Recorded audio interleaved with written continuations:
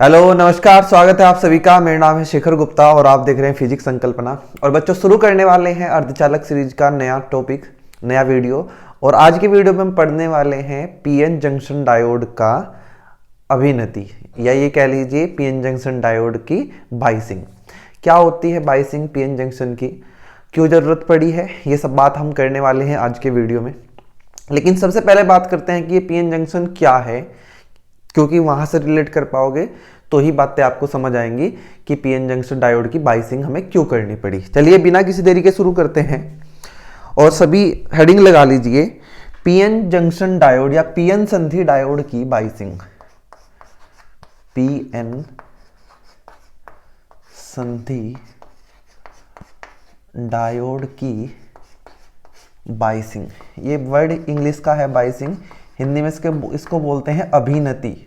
Biasing मैं हिंदी में ही इसको क्या लिख रहा हूं, बाइसिंग। आप समझ लेना कि ये अभिनति है, बाइसिंग ही बोलते हैं वैसे ज्यादातर। इसको शुरू करने से पहले समझते हैं थोड़ा सा पीएन जंक्शन डायोड के बारे में। हमने कहा था बच्चों कि जब एक पी टाइप अर्धचालक को एक एन टाइप अर्धचालक के साथ मिला दिया जाता है, ऐसे नहीं मिलाते बच्चों कि एक पी को उठाया और एक एन को मिला दिया, ऐसे नहीं बनता। तरीका होता है इसका, बस समझने के लिए है कि जब एक पी टाइप एक एन टाइप के साथ जुड़ जाएगा तो ये जो चीज बनेगी इसको बोलते हैं पीएन जंक्शन डायोड या पीएन संधि डायोड।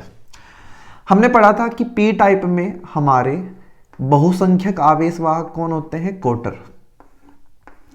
ये नहीं पता है तो आपको पी टाइप और एन टाइप अच्छे से पढ़ना चाहिए, तब आपको ज्यादा समझ आएगा। एन टाइप में हमारे बहुसंख्यक कौन होते हैं, इलेक्ट्रॉन, तभी इसका नाम क्या है, एन टाइप, क्योंकि इलेक्ट्रॉन पे कैसा आवेश होता है, निगेटिव। कोटर पे कैसा आवेश माना जाता है, पॉजिटिव, इसलिए इसको बोलते हैं पी टाइप। यहां कोटर ज्यादा है और यहां इलेक्ट्रॉन ज्यादा है। इस पी टाइप में कुछ इलेक्ट्रॉन भी होंगे, कुछ मैंने यहां 3 इलेक्ट्रॉन बना के दिखा दिए, इनको बोलते हैं अल्पसंख्यक आवेशवाहक। इसी तरीके इस एन टाइप में कुछ कोटर होंगे, 2-3 बना के दिखा दिए मैंने, इनको बोलते हैं अल्पसंख्यक आवेशवाहक। तो आप समझ गए कि इस पी टाइप में बच्चों जो कोटर हैं वे हैं बहुसंख्यक आवेशवाहक और जो इलेक्ट्रॉन हैं वे हैं अल्पसंख्यक आवेशवाहक। आवेशवाहक क्या होते हैं, जो आवेश को लेके चलते हैं। एन टाइप में बहुसंख्यक कौन है, इलेक्ट्रॉन, और अल्पसंख्यक कौन है, कोटर।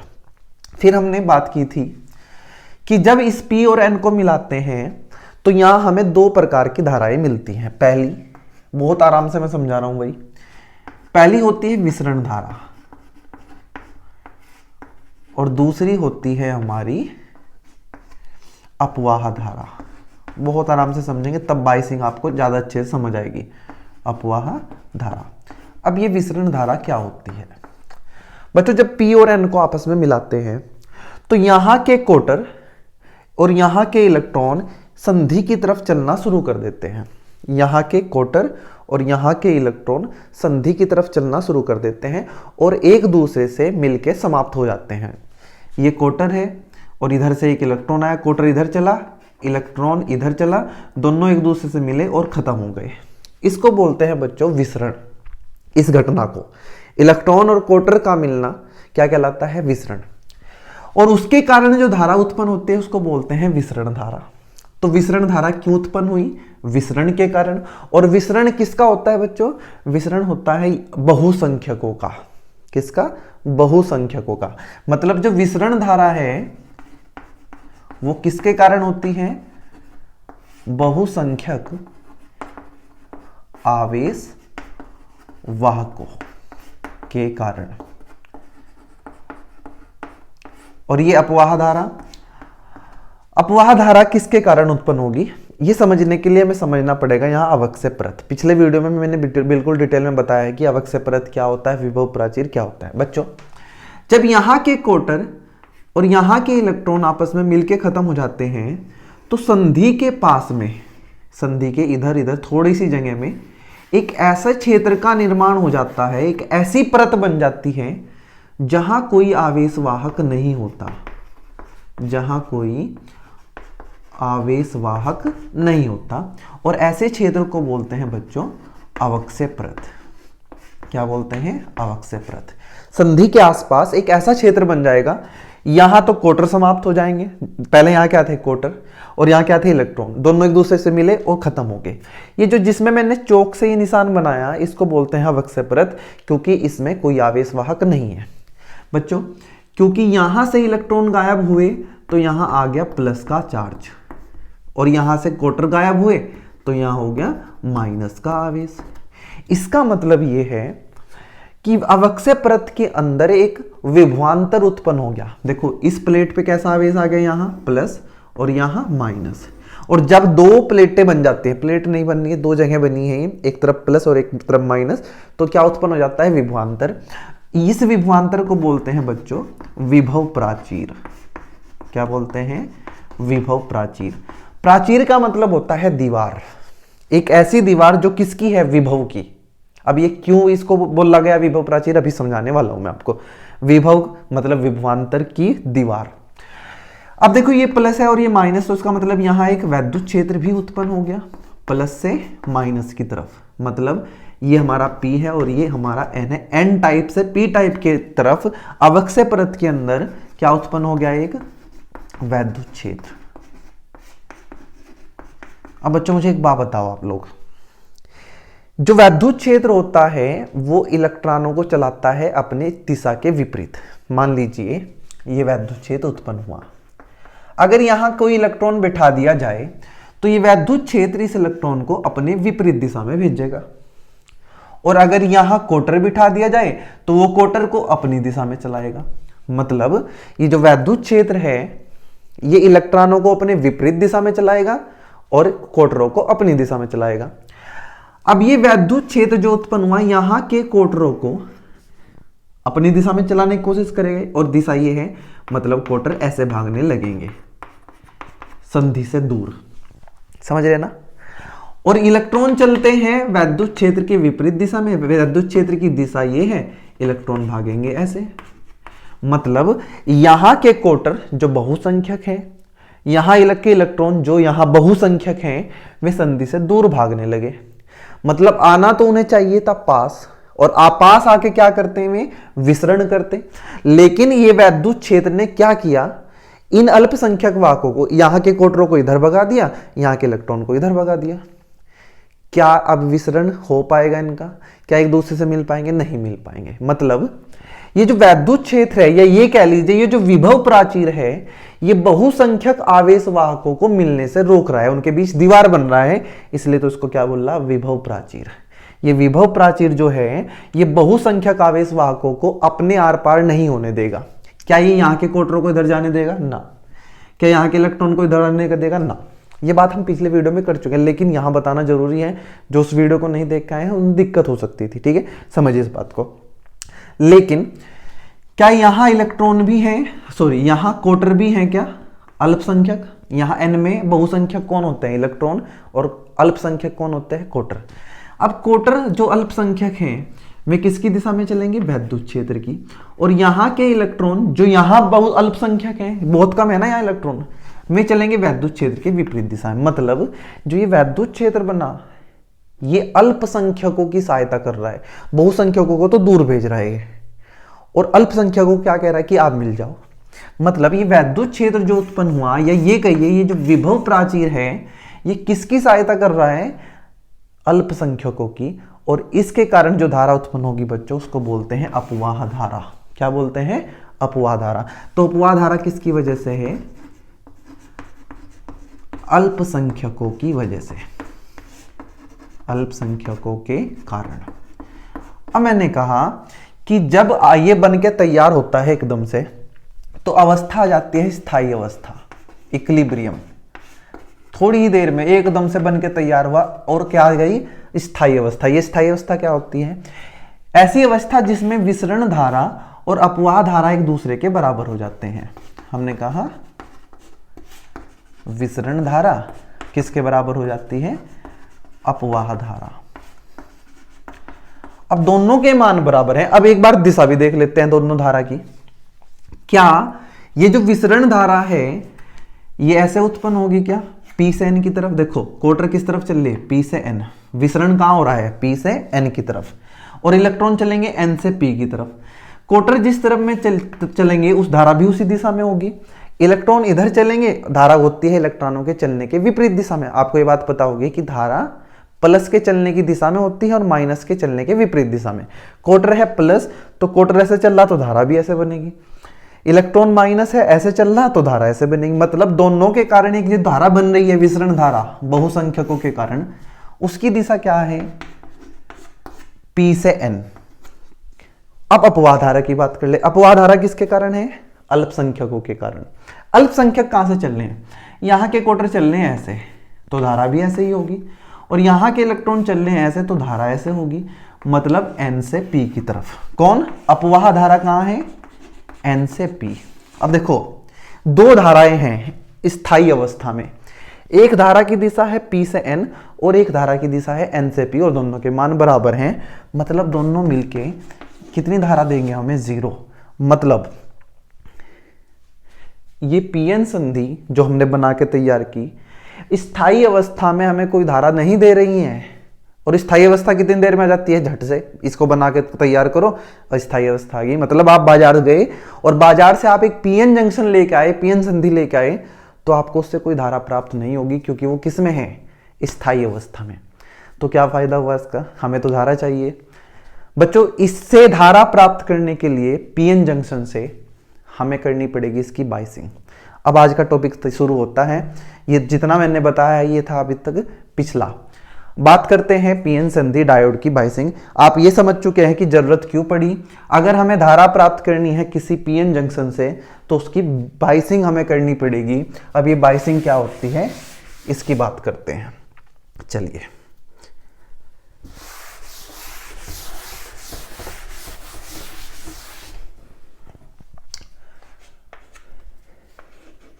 जब किसी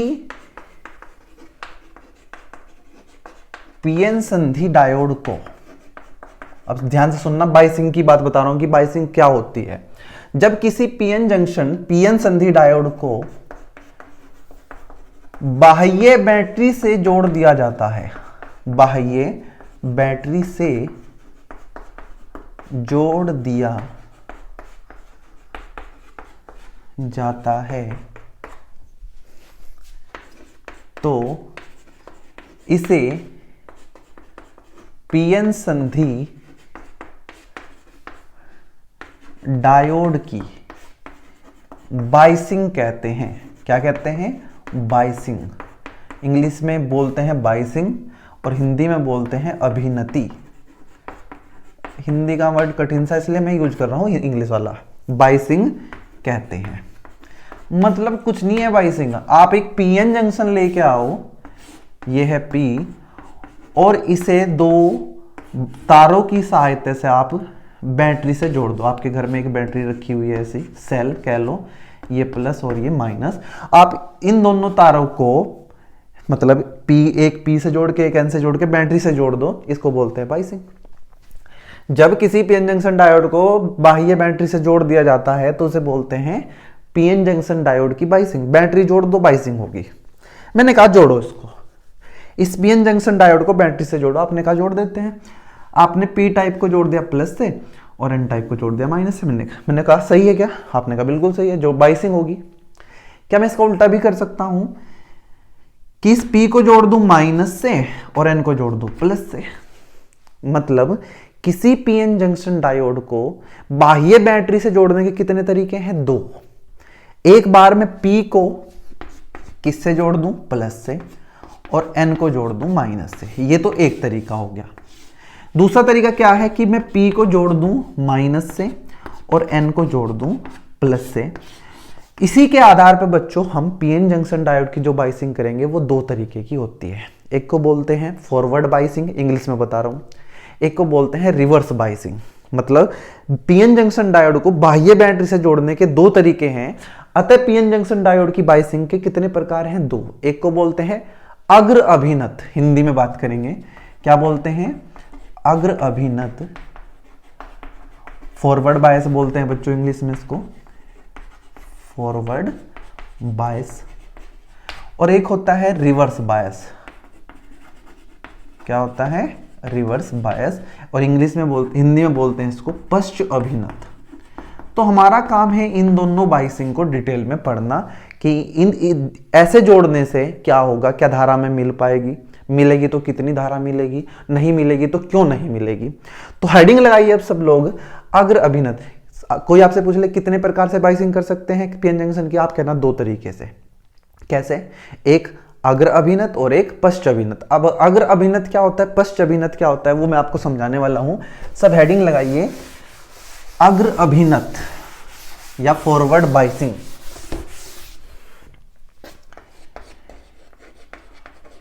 अग्र अभिनत, मैंने कहा क्या होता है अग्र अभिनत। आपने कहा सबसे पहले बनाते हैं एक पीएन जंक्शन, ये पी और ये एन, और इसको जोड़ना है बैटरी से।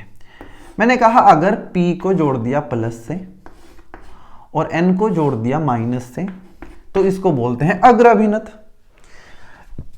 यदि पी टाइप किससे जुड़ा हो, प्लस टर्मिनल से, किससे, प्लस टर्मिनल से, और एन टाइप किससे जुड़ा हो, माइनस टर्मिनल से, तो ये जो बाइसिंग कहलाती है, ये जो अभिनति कहलाती है बच्चों, इसको बोलते हैं अग्र अभिनत। इसका नाम अग्र अभिनत क्यों है वो समझ आएगा जब आपको इसमें धारा समझाऊंगा मैं। अभी मेरी बस इतनी बात मानो कि जब P को प्लस से बैटरी के और N को बैटरी के माइनस से जोड़ देते हैं तो उसको बोलते हैं अग्र अभिनत, फॉरवर्ड बाइसिंग। और दूसरा होता है हमारा पश्च अभिनत। क्या होता है, पश्च अभिनत। पश्च अभिनत में क्या करेंगे, एक पीएन जंक्शन लेंगे, ये P और ये N, और P को जोड़ेंगे माइनस से और N को जोड़ेंगे प्लस से, ये बन जाएगी आपका पश्च अभिनत। मतलब P टाइप होगा आपका माइनस टर्मिनल के साथ कनेक्ट और N टाइप आपका होगा पॉजिटिव टर्मिनल के साथ कनेक्ट। तो ये बच्चों ये है दो प्रकार की हमारी बाइसिंग, एक फॉरवर्ड बाइसिंग और एक रिवर्स बाइसिंग, एक अग्र अभिनत और एक पश्च अभिनत। जब P प्लस से N माइनस से तो पश्च अग्र अभिनत, और जब P माइनस से N प्लस से इसको बोलते हैं पश्च अभिनत। अब डिटेल में बात करेंगे बच्चों अग्र अभिनत की, कि अग्र अभिनत में जब हम पीएन जंक्शन को जोड़ेंगे तो धारा हमें मिलेगी, कितनी मिलेगी और कैसे मिलने वाली है, ये सब बात हम करने वाले हैं। चलिए उसके लिए आपको अब थोड़ा सा ध्यान देना पड़ेगा। मैं बना रहा हूं बच्चों एक पीएन जंक्शन, ये है पी टाइप और ये है एन टाइप। पी में कौन होते हैं, क्वार्टर, बहुसंख्यक की बात कर रहा हूं मैं, जो अधिक मात्रा में होते हैं पी में, और एन में होते हैं इलेक्ट्रॉन। ऐसे बना दिया मैंने। और जब ये बन के तैयार होता है बच्चों तो यहां बन जाती है अवक्षय परत। अवक्षय परत का मतलब यहां अब क्वार्टर नहीं बचेंगे और यहां नहीं बचेंगे इलेक्ट्रॉन। यहां आ जाएगा प्लस का आवेश और यहां आ जाएगा माइनस आवेश, और अंदर बनेगा एक वैद्युत क्षेत्र जिसको हम प्रदर्शित कर देंगे बच्चों EI से। इसको बोलते हैं अनअभिनत, मतलब अभी ये अभिनत नहीं हुआ, इसकी बाइसिंग नहीं हुई है। अब इसको बाइस करना में फॉरवर्ड बाइस में, ये अनअभिनत है, कोई बैटरी नहीं लगाई है। अब बैटरी लगानी है और कौन सी बाइसिंग करनी है बच्चों, अग्र अभिनत। अग्र अभिनत मतलब P को जोड़ेंगे प्लस से और N को जोड़ेंगे माइनस से। ये हमारी वोल्टेज V वोल्ट की बैटरी हमने लगाई। क्या होगा बच्चों, इसको समझने के हमारे पास बहुत तरीके हैं। मैं आपको एक सबसे आसान तरीका बता रहा हूं, उसके बाद अगर जरूरत पड़ी तो मैं दूसरे तरीके की बात करूंगा कि इसको कैसे समझें। बच्चों क्या होता है, जैसे ही ये बैटरी यहाँ प्लस का हमने टर्मिनल कनेक्ट किया तो यहाँ आ जाएगा विभव प्लस और यहाँ आ जाएगा माइनस। इस प्लस टर्मिनल की वजह से ये कोटरों पे कैसा आवेश होता है बच्चों, प्लस। ये आवेश हम मानते हैं कोटर पे कि प्लस आवेश होता है। इलेक्ट्रॉन पे होता है माइनस का आवेश।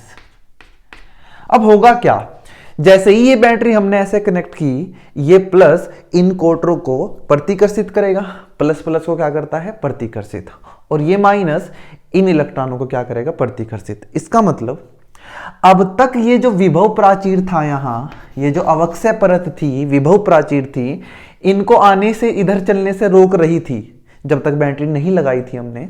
अब इस बैटरी के लगाने से ये कोटर जंक्शन की तरफ भागेंगे, संधि की तरफ भागेंगे, और इलेक्ट्रॉन भी संधि की तरफ भागेंगे।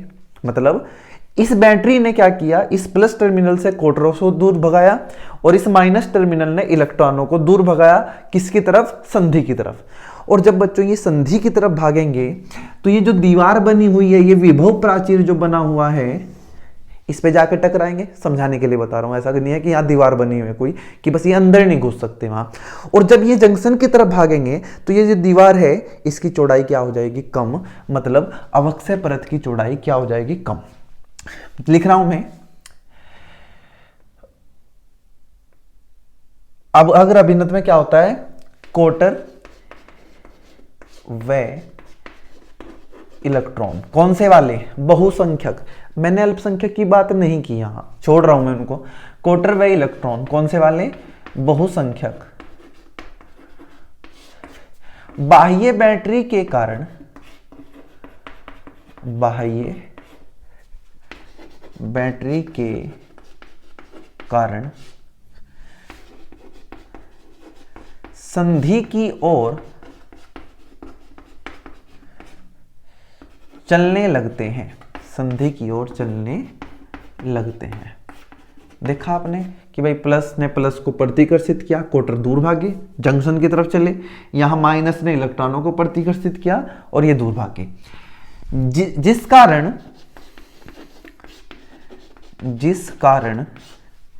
ये अवक्षय परत की चौड़ाई क्या हो जाएगी। आप ऐसे मान सकते हैं, ये ऐसे इधर से आके कौन टकरा रहे, कोटर, इधर से आके कौन टकरा रहे, इलेक्ट्रॉन। ऐसे थी, ऐसे टकरा रही, तो ये क्या हो जाएगी, कम। मतलब अवक्षय परत की चौड़ाई क्या होने वाली है, कम, जिस कारण अवक्षय परत की चौड़ाई कम हो जाती है। अवक्षय परत की चौड़ाई कम हो जाती है। अच्छा, अवक्षय परत की चौड़ाई कम हुई तो इसका मतलब क्या है, इन कोटर और इन इलेक्ट्रॉनों को मिलने से कौन रोक रहा था, ये अवक्षय परत ही तो रोक रही थी, यही तो जाने से रोक रही है उनको। ये विभव प्राचीर जो बना हुआ है यही तो उनको रोक रहा, और इसका मान हो गया कम। अच्छा, अवक्षय परत की चौड़ाई कम हो जाती है, इसका मतलब क्या है, विभव प्राचीर क्या हो गया, कम। विभव प्राचीर भी क्या होने लगता है, कम होने लगता है। विभव प्राचीर भी कम होने, जब आप इस वोल्टेज को बढ़ाते जाओगे, ये बैटरी हमने ऐसी लगाई है जिसकी वोल्टेज आप चेंज कर सकते हो, जैसे जैसे आप इसकी वोल्टेज बढ़ाते जाएंगे इसकी चौड़ाई कम होती जाएगी, और बच्चों एक ऐसी वोल्टेज आएगी यहां कि अवक्षय परत की चौड़ाई बिल्कुल खत्म हो जाएगी, और उस टाइम ये कोटर और ये इलेक्ट्रॉन एक दूसरे से मिलना शुरू कर देंगे, विसरण प्रारंभ हो जाएगा, और दोबारा से हमें धारा मिलने लगेगी। क्या बहुत ज्यादा कोटर और इलेक्ट्रॉन मिलेंगे जब अवक्षय परत नहीं बनेगी, बचेगी नहीं, खत्म हो जाएगी, उस टाइम धारा के का जो मान होगा बच्चों वो बहुत तेजी से बढ़ेगा। लेकिन जब तक ये जीरो नहीं हो जाती इसकी चौड़ाई, मान लीजिए घट रही है, तो धारा बढ़ेगी, लेकिन उतनी ज्यादा धारा हमें नहीं मिल पाएगी। धारा हमें तभी मिलेगी बच्चों जब ये बिल्कुल खत्म हो जाएगी। क्या इसके खत्म होने से पहले बिल्कुल भी धारा नहीं है, लेकिन बहुत कम धारा है। क्यों, क्योंकि अभी भी तो ये चौड़ी है, लेकिन ये चौड़ाई कम होने से यहाँ के कोटर और इलेक्ट्रॉनों ने मिलना शुरू कर दिया, लेकिन उनकी संख्या बहुत ज्यादा नहीं है, और इस प्रकार बच्चों हमें क्या मिलेगी, धारा मिलेगी। और इस धारा को जो बोलते हैं अग्रधारा, फॉरवर्ड करंट। क्यों, क्योंकि किस में मिली है ये, अग्र अभिनत में। विभव प्राचीर का मान क्या होने लगता है, कम होने लगता है। अतः इलेक्ट्रॉन व कोटर संधि को पार करने लगते हैं, संधि को पार करने लगते हैं, व धारा प्राप्त होने लगती है, व धारा प्राप्त होने लगती है। जैसे जैसे इस v का मान, जैसे जैसे v का मान बढ़ाया जाता है, इसकी चौड़ाई कम होती जाएगी और धारा का मान बढ़ता जाएगा। धारा का मान बढ़ता जाता है, धारा का मान बढ़ता जाता है। जब V का मान मतलब बाह्य बैटरी की वोल्टेज इस V का बढ़ाते बढ़ाते इस विभव प्राचीर के बराबर हो जाएगा, V का मान विभव प्राचीर के बराबर हो जाएगा। मान लीजिए इसका विभव प्राचीर सिलिकॉन के लिए, अगर ये हमने पीएन जंक्शन किसका बनाया है, सिलिकॉन का, तो विभव प्राचीर का मान होता है बच्चों 0.7 वोल्ट। जर्मेनियम के लिए होता है 0.3 वोल्ट। सिलिकॉन के लिए कितना 0.7 वोल्ट और जर्मेनियम के लिए कितना 0.3 वोल्ट। अगर ये जंक्शन किसका बना हुआ है, सिलिकॉन का, तो विभव प्राचीर कितना होगा 0.7, सिलिकॉन 7 और जर्मेनियम का है तो 0.3 वोल्ट। मान लीजिए इसकी वोल्टेज आपने बढ़ाते बढ़ाते 0.7 वोल्ट कर दी और ये बना है सिलिकॉन का। जब V का मान विभव प्राचीर के बराबर हो जाएगा तब अवक्षय परत की चौड़ाई क्या हो जाएगी, लगभग नगण्य, चौड़ाई लगभग नगण्य हो जाएगी, खत्म हो जाएगी। कितनी था 0.7 वोल्ट, बाहर से कितना लगाया 0.7 वोल्ट, बिल्कुल खत्म। और धारा का मान बच्चों एकदम से हमें बहुत ज्यादा मिलने लगेगा। 0.7 वोल्ट से पहले धारा मिलेगी लेकिन उसका मान उतना ज्यादा नहीं होगा। चौड़ाई लगभग नगण्य हो जाती है व धारा का मान एकाएक बढ़ जाता है, धारा का मान एकाएक बढ़ जाता है, बहुत ज्यादा धारा में प्राप्त होगी। तो बच्चों में क्या पता चला फॉरवर्ड बायसिंग में कि भाई P को प्लस से जोड़ दो, N को माइनस से जोड़ दो, ये होगी फॉरवर्ड बायसिंग। अग्र अभिनत, अग्रदिशिक भी बोलते हैं। क्या इसमें हमें बहुत ज्यादा धारा मिलेगी? हाँ, तब मिलेगी जब बाहर जो बैटरी लगाई है उसकी वोल्टेज विभव प्राचीर से ज्यादा हो जाएगी या विभव प्राचीर के बराबर हो जाएगी, थोड़ी सी ज्यादा करेंगे। क्या विभव प्राचीर से कम वोल्टेज पे धारा मिलेगी? हाँ, लेकिन बहुत कम धारा मिलेगी। उसका ग्राफ मैं अभी बनाने वाला हूं, उससे ज्यादा समझ आ जाएगा। ये थी सारी कहानी इसकी। ध्यान ये रखना क्या क्वेश्चन पूछता है वो कि फॉरवर्ड बायसिंग में अग्र अभिनत में ये अवक्षय परत की चौड़ाई घटती है या बढ़ती है? तो आप बताएंगे घट जाती है। पूछता है क्यों, वो उसका कारण अभी मैं बता रहा हूं। या वैसे तो मैं बता चुका कि ये कोटर इधर भागेंगे, इलेक्ट्रॉन इधर भागेंगे और इसकी चौड़ाई कम हो जाएगी। लेकिन उसको समझाने का दूसरा एक और अच्छा तरीका है वैद्युत क्षेत्र वाला, वो मैं आपको समझा रहा हूं। क्या तरीका है वो समझिए। बच्चों क्या हुआ जब हमने बाहर से बैटरी लगाई, अच्छा आपको ये तो पता है कि बिना बैटरी लगाए इसके अंदर एक वैद्युत क्षेत्र था जिसकी दिशा ये है N से P की तरफ। लेकिन जब बाहर की बैटरी हमने लगाई फॉरवर्ड बायसिंग, तो एक वैद्युत क्षेत्र ऐसे बना प्लस से माइनस की तरफ। देखो ये बाहर का वैद्युत क्षेत्र और अंदर का वैद्युत क्षेत्र एक दूसरे के विपरीत दिशा में है। तो मैं क्या लिखूंगा, बाह्य वैद्युत क्षेत्र, ये किसने उत्पन्न किया? बैटरी ने। बाह्य वैद्युत क्षेत्र आंतरिक वैद्युत क्षेत्र, बाह्य वैद्युत क्षेत्र आंतरिक वैद्युत क्षेत्र के विपरीत दिशा में है, विपरीत दिशा में है। अतः यह है, अतः ये लिखूंगा मैं नेट वैद्युत क्षेत्र, नेट वैद्युत क्षेत्र। अब ये नेट वैद्युत क्षेत्र क्या होता है भाई? कुल वैद्युत क्षेत्र। भाई अंदर कितना है 5, बाहर से कितना लगाया 10, 10 इधर 5 इधर, तो 10 माइनस 5, तो कुल कितना है 5। अंदर है 5, बाहर से कर दिया 15, 15 माइनस 5 10, तो वो जो 10 है वो क्या है? नेट वैद्युत क्षेत्र। अतः नेट वैद्युत क्षेत्र का मान कम होने लगता है, और उतना ही कम होने लगता है बच्चों जितनी आप वोल्टेज बढ़ाते जाएंगे, कम होने लगता है। वह विभव प्राचीर का मान घटने लगता है, घटने लगता है। अतः अवक्षय परत की चौड़ाई, अतः अवक्षय परत की चौड़ाई कम होने लगती है। ये कारण आप बता सकते हैं कि अवक्षय परत की चौड़ाई कम क्यों होती है, क्योंकि बाहर का वैद्युत क्षेत्र अंदर वाले वैद्युत क्षेत्र के विपरीत दिशा में है, और इसको हम बदल सकते हैं, इसका मान हम बढ़ाते जाएंगे तो ये कम होता जाएगा। अंदर का वैद्युत क्षेत्र, अंदर का नहीं होता, टोटल वैद्युत क्षेत्र क्या होता जाएगा, कम। अवक्षय परत की चौड़ाई कम होने लगती है।